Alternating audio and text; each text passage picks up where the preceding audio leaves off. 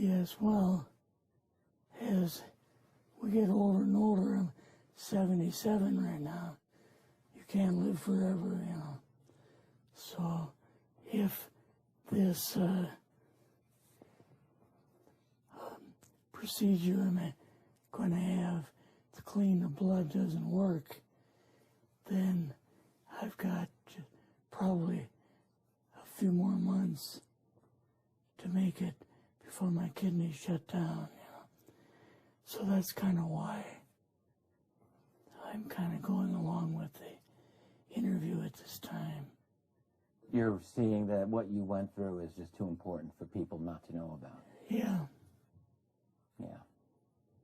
Can you just, can we start at the beginning with your military career and just walk through what exactly your experiences were? Was drafted into the military and got into the U.S. Army. After that, I was sent to the Signal Training Center in eastern United States. What year would this be? 58. I went through the Signal Training course, and at that time, I went through the radio teletype course and also the cryptography course, crypto. They had 5 instructors that were getting out of military service. So they pulled the top 5 students, and I was 3rd in the class. So I got pulled as an instructor. Now, were you at this time also working yet for CIA? No. Not yet? No. After one day, my boss came to me, and he said, how would you like to, you know, make some extra money? And I said, oh, money is good. So he's explained to me that he could put it through, like, would have to get a top secret White House Q clearance for the job, you know. And I thought, boy, it must be a pretty exclusive thing, you know. And I said, well, what is this? And he said that I'm director for the CIA for Eastern United States, you know. And I said, oh, I didn't know that. And he said, you weren't supposed to. After about 6 weeks, my security clearance came through, and I got my CIA card. It was an ID card, like a credit card, where I could just go up to the door and slice it, walk right in. And my name at that time, I used an artificial name too. Never used my real name. I started working with him on the project he was on, and that was Project Blue Book, which was kind of partially a fraud. You're saying some of the Blue Book cases were completely fictitious? Yes. But the cases that we got came from, I think it was Fort Belvoir, Maryland. Mm-hmm. Fort Belvoir? Yeah. And it didn't come from the Pentagon, or it didn't come from CIA headquarters.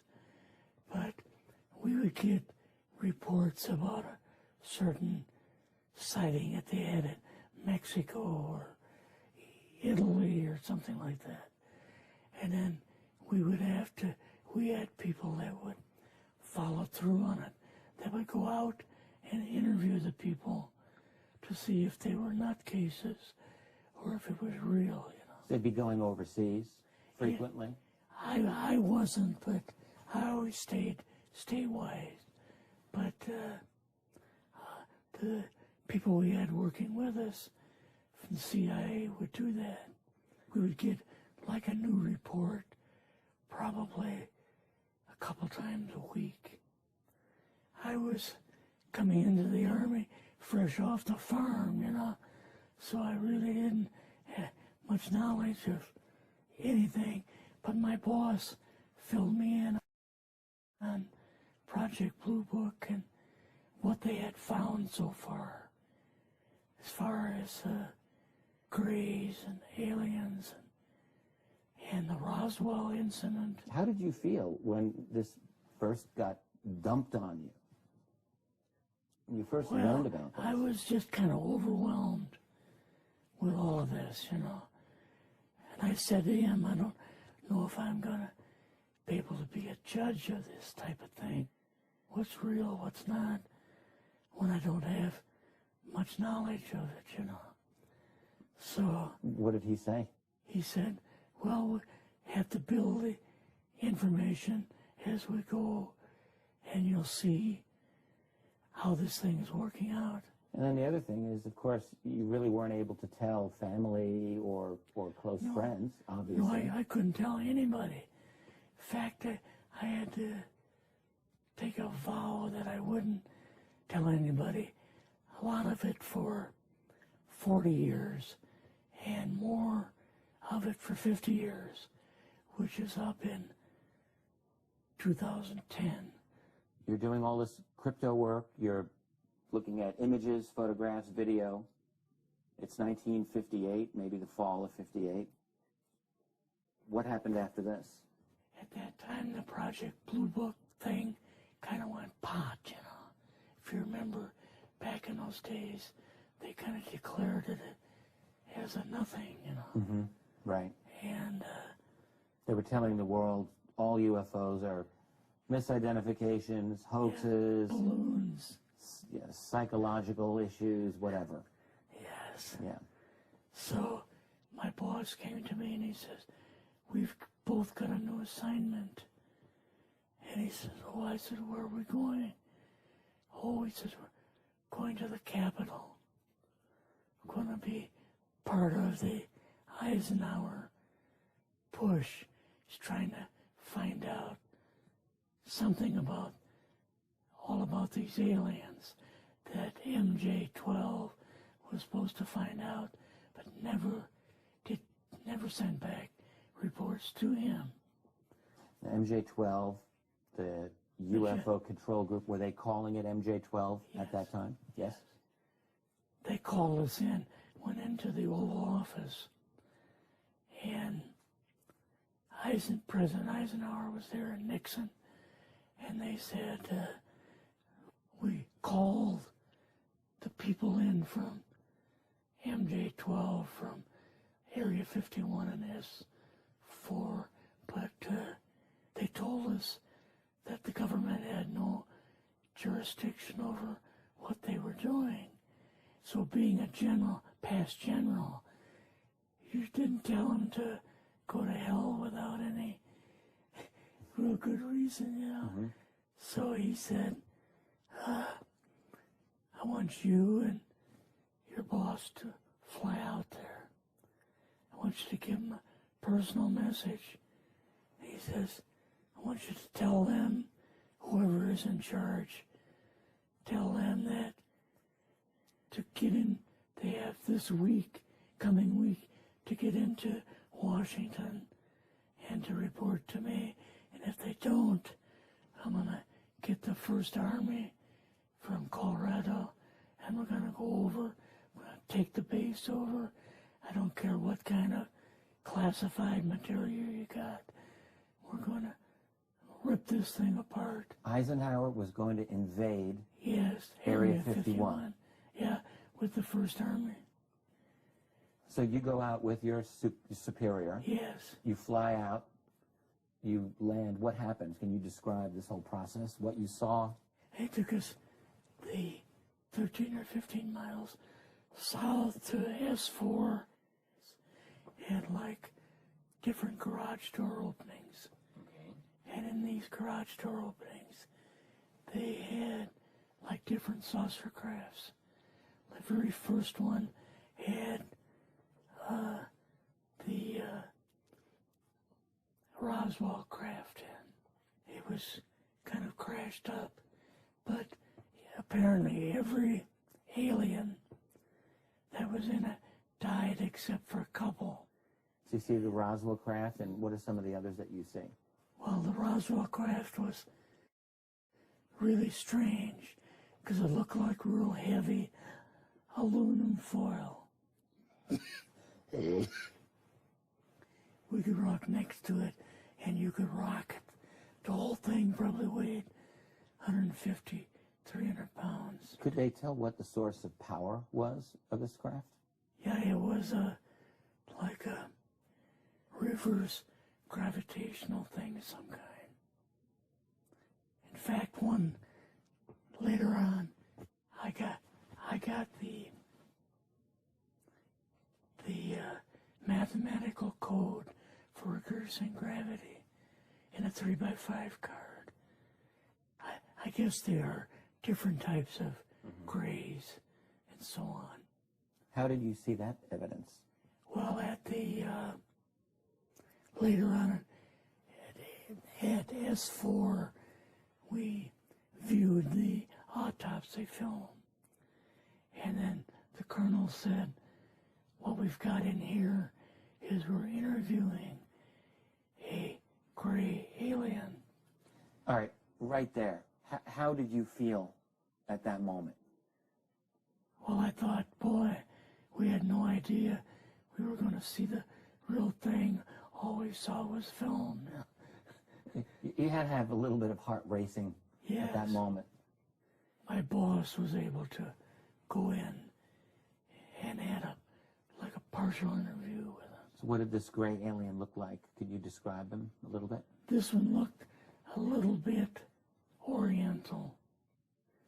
So I'm just wondering if it looked almost human, what about this didn't look human? No, it didn't look human as far as the skin tone and basically the shape of it and the size. How was its head size compared with a normal human, for example? Brain was kind of a little bit bigger, and some of the nose was very, very small, and the ears were just like holes. Mouth was very small. Now, why were they bringing you out here at all, anyway, to see an alien? What was the point? To go back and tell the president they actually had one. So he did not know at this point No, if there was an alien at S4. no. What did you do then at Area? Were you done, or did you have other things to do with Yeah, so S4? basically we were kind of done, went back to Area 51. They took us into the main building, and there we saw a U-2, which of course we didn't know existed, and a model of the SR-71. Yeah, the Blackbird. So, but like I mentioned earlier, it was not a model of the current Blackbird, The later earlier Blackbird, version. but an early version. Did you go directly to Washington after this? Or did Yes. you go somewhere else? How did they get, did you fly We regular airline or? We flew back to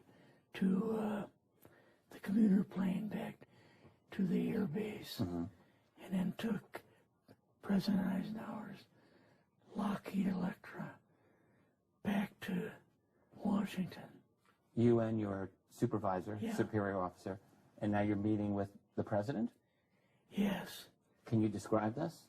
Well, we met with him in, the second story of the old OSS warehouse building. And Eisenhower and Nixon were there, and also Hoover was there. So he asked us what was going on, and we told him about the alien and the whole situation, and the black projects and so on, and he was just totally shocked. He appeared for the first time to be worried, like he was worried. I would think that Eisenhower would, he certainly knew that flying saucers were real. Yes. He knew that there were aliens. So I guess I'm just wondering, what would he have been, really surprised about? Surprised about the black programs. Eisenhower said, got to keep this thing completely secret. You know, can't talk about this. Your actual name is, I mean, the name you grew up with, that was a different name than what you had in this. I never used it in the CIA at all. Now, what about today? You're going on the public record, and this is still sensitive information, even though earlier you talked about, you know, security oaths that maybe expire after a certain period of time. 50 years. But you're still concerned. Linda Moulton Howell's phone call, her phone was tapped, and they got my phone number, and through the telephone company, they were able to find me, and so on. When they found you, what happened? I was going to a grocery store. Two guys in a black suits come out of a black Lincoln town car and came over to see me. And they told me that I'd better not publish anything or talk to Linda about any more things. So at that time, I did, you know, I stopped. That was enough to intimidate you. Yes. Rather remain anonymous. Never show my face on anything. Really, thank you for doing this. Yes, this was, I guess, kind of a good idea because I feel much better having talked about it. I kind of feel like there's a load off my shoulders. Really? Because I had an awful lot of secrets that I had kept over the years.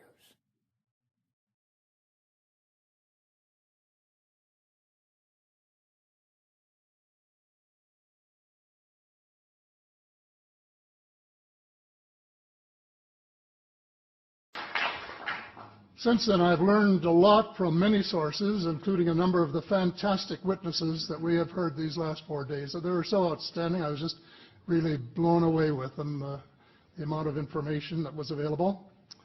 And I appreciate every single one of them. But because I'm not a ufologist, I'm a politician, there are only a few things that I want to add in that particular realm. First is that about in the 1960s sometime, there was a flotilla of UFOs headed south that crossed into NATO territory in Europe. And the commander-in-chief of the Supreme Allied headquarters in Europe was naturally very shaken. Fortunately, or maybe divine providence, before the panic button was pushed, the flotilla turned around and headed back north. Obviously, they had thought maybe they were Russian, and they were very concerned about it. Anyway, an investigation was launched into this whole subject, and a document was prepared which concluded that at least 4 species had been visiting Earth for thousands of years. And this is my own view at this stage as well. So, except for that, there are just a couple of things that we've talked about that I'd like to refer to. And one was that we were referring to them as they until this morning when Linda Moulton Howe, I think she was the first one, actually named 3 different species.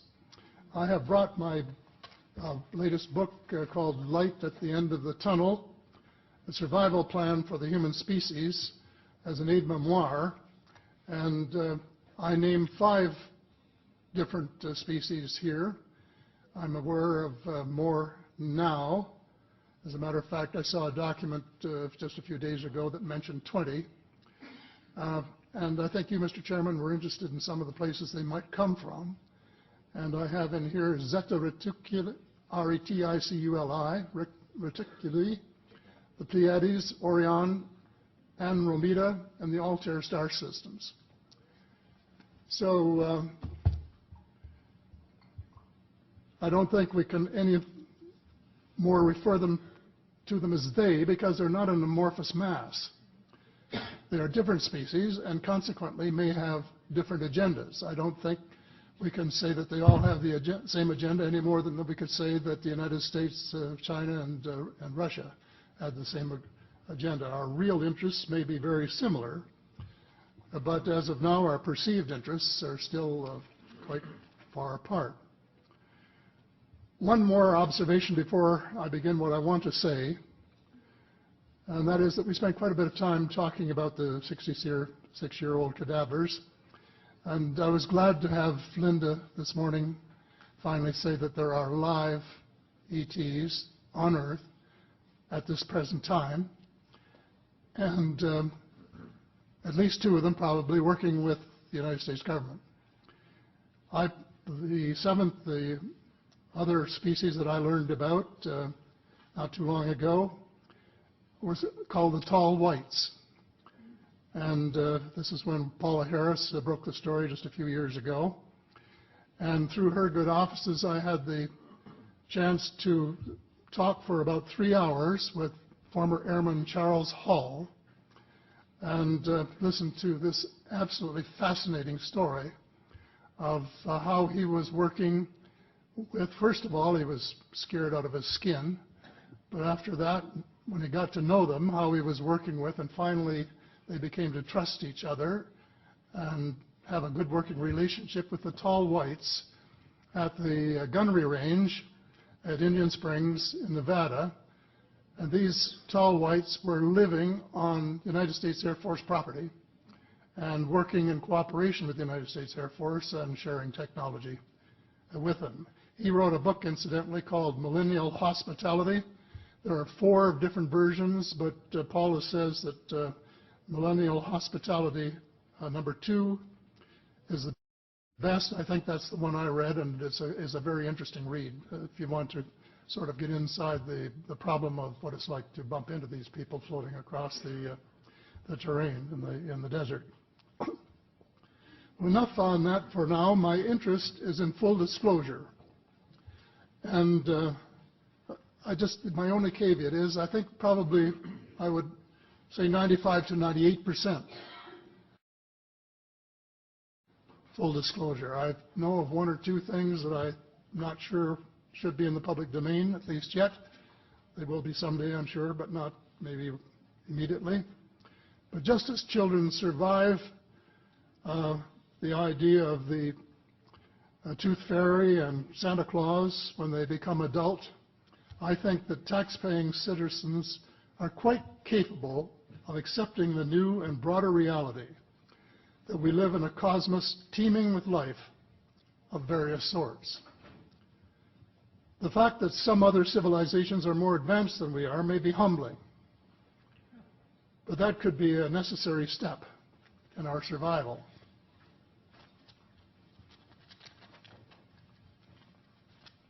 The world is an unholy mess. We have at best until the end of this decade. In my book, I said we have 10 years to stop global warming if we don't want it to be beyond the point of no return. 2 years has gone past since it was written, so I say we have until the end of the decade to arrest global warming. Yet our leaders don't even talk about it very much except in a superficial way. They appear to be more interested in starting wars to control more oil and, in effect, prolong the gravity of the threat.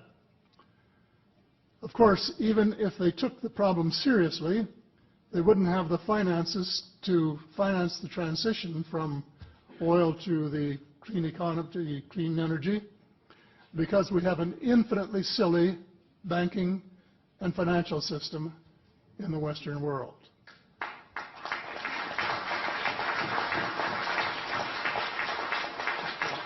And the United States Congress, I regret to say, is partly responsible, and I'd be glad to elaborate on that later if you're interested.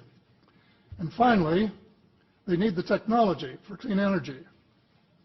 It exists, and it's being kept secret by the same vested interests who control our destiny. Who are these vested interests, and what are they up to? Well, Senator, you we're talking about a military junta. In my opinion, that is true, but I have broadened and deepened the definition to cabal, and the cabal comprises members of the Three Sisters: the Council on Foreign Relations, the Bilderbergers, and the Trilateral Commission, the International Banking Cartel, the Oil Cartel, members of various intelligence organizations, and select members of the military junta, who together have become a shadow government of not only the United States, but of much of the Western world. The Council on Foreign Relations is the oldest of the Three Sisters, and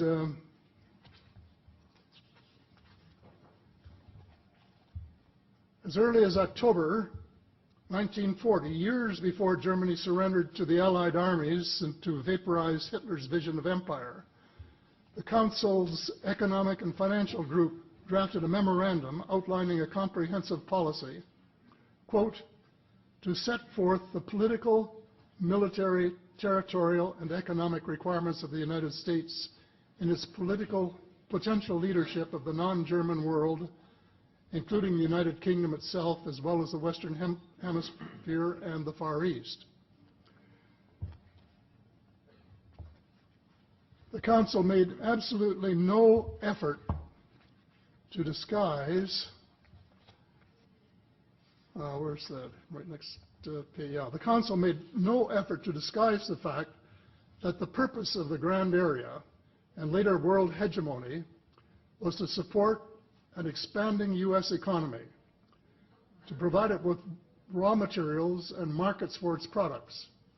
This was labeled the national interest, quote unquote. It was equally clear that the national interest was the interest of the ruling elite, whose members comprised the Council. The real interests of the majority of rank-and-file Americans was never a factor in the equation. So,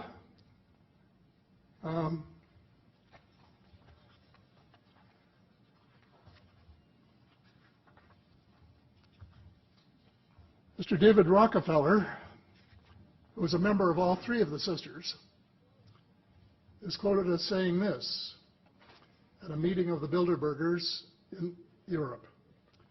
We are grateful to the Washington Post, the New York Times, Time magazine, and other great publications whose directors have attended our meetings and respected their promises of discretion for almost 40 years. It would have been impossible for us to develop our plan for the world if we had been subjected to the lights of publicity during those years. But the world is more sophisticated and prepared to march toward a world government. The supranational sovereignty of an intellectual elite and world bankers is surely preferable to the national autodetermination practiced in past centuries. He, of course, pretended he didn't say that, but the witness, this is reported by Daniel Estulin, a thoroughly reliable reporter who has written the true story of the Bilderberger Group. And if you want to really get inside of what's been going on there for this long time, that's a good place to go. So anyway, you hear what Mr. Rockefeller said, and so there you have it. The aim of the game is a world government comprising members of the cabal who are elected by no one and accountable to no one. And according to Mr. Rockefeller, the plan is well advanced. Does this help you to understand why our civil rights are being taken away from us? I say us, because Canada too is included in the grand plan. A giant leap in the wrong direction followed the end of the Cold War.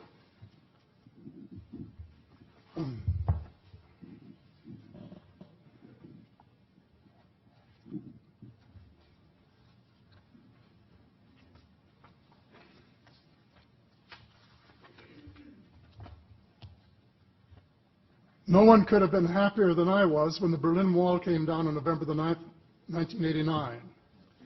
The elation on our side of the curtain was near universal, and very significant on the other side as one country after another regained its freedom. Nearly everyone believed that it was the dawn of a new era of peace and prosperity for people everywhere. There was much talk of a peace dividend.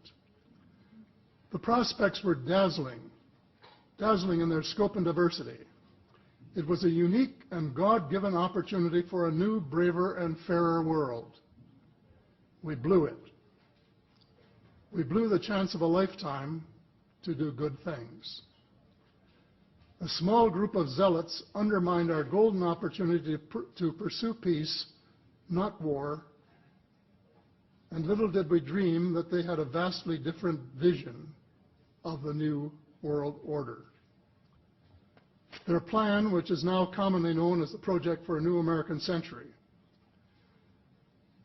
included preventive wars in clear violation of international law, regime change wherever and whenever the U.S. desires, and if they can get away with it without excessive casualties, and the establishment of a kind of economic and cultural hegemony with America acting as constabulary, quote unquote.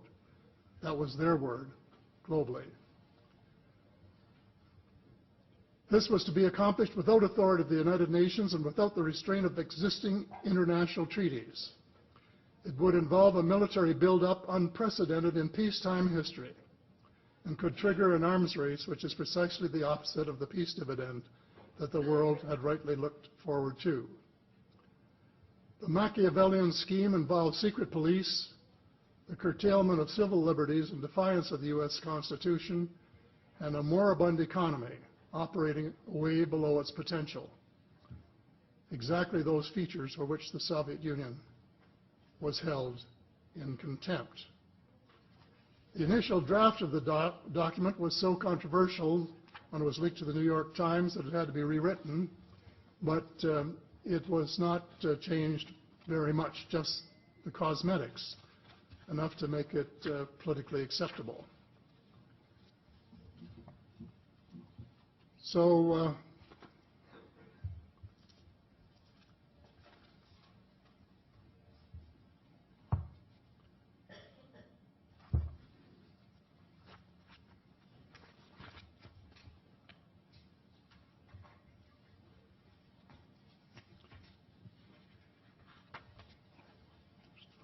a minute here to my bearings.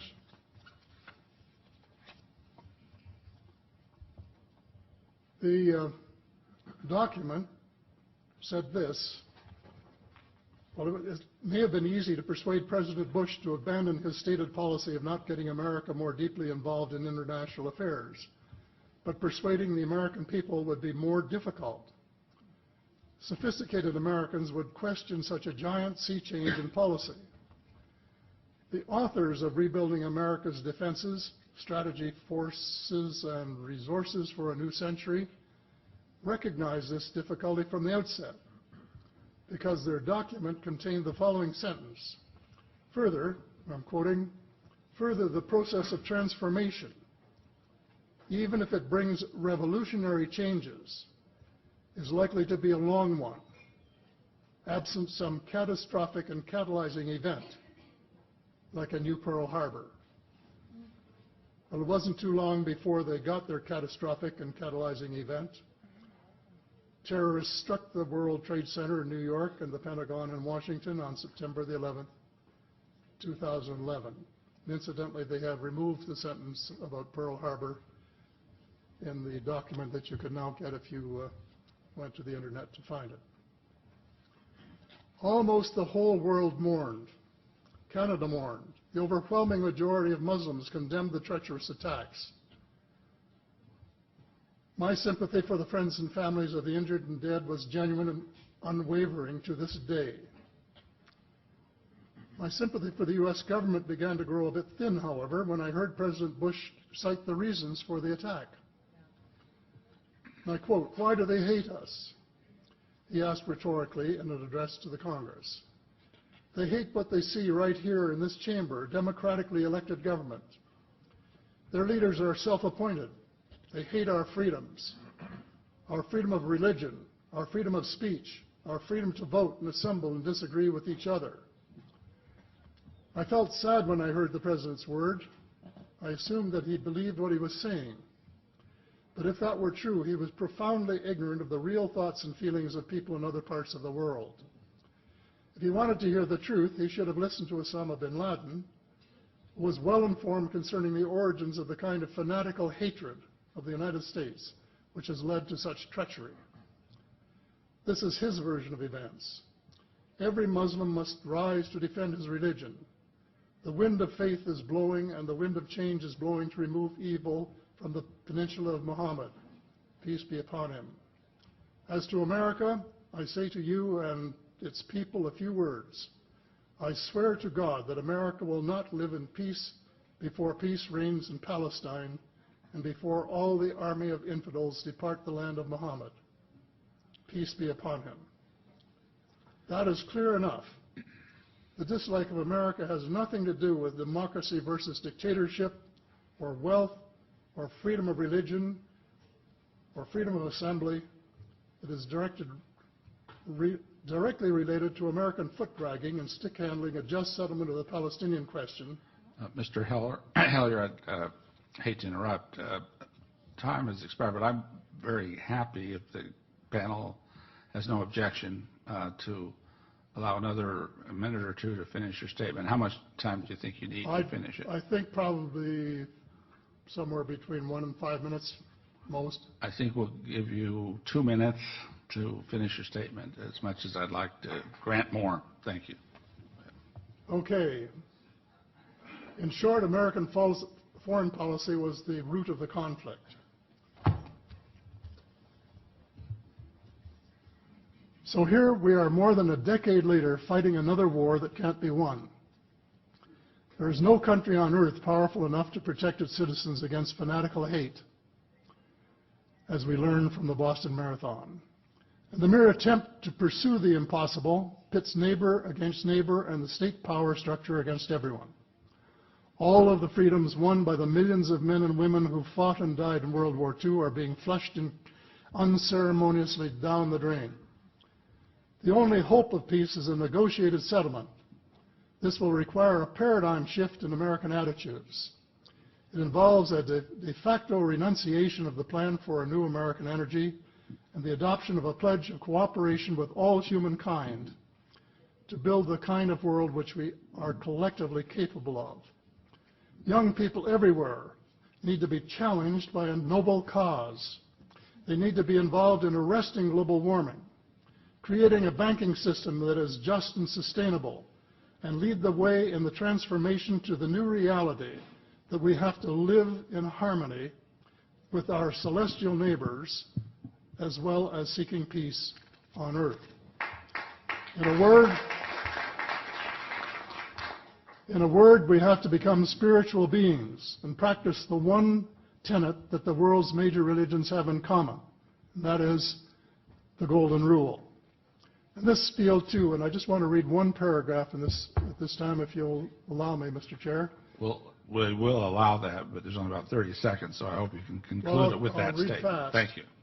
This is from the late Dr. John Mack, an American secular Jewish psychiatrist who became a world leader in interviewing abductees, or experiencers, as he called them, came to this conclusion in a startling book, Passport to the Cosmos. Quote, although the aliens are not themselves gods, their behavior is sometimes anything but godlike. Abductees consistently report that the beings seem closer to the Godhead than we are, acting as messengers, guardian spirits, or angels, intermediaries between us and the divine source. Thank you. Thank you very much.